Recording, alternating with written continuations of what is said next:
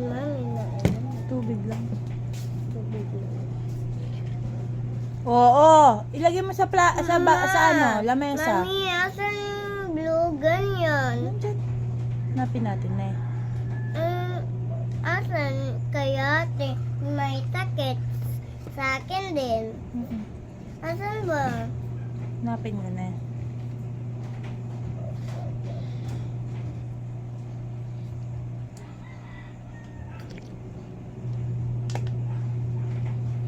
Masarap ba?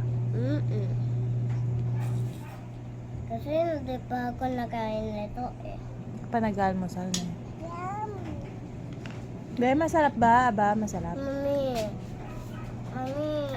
breakfast ko sa school. Breakfast ko ang ano.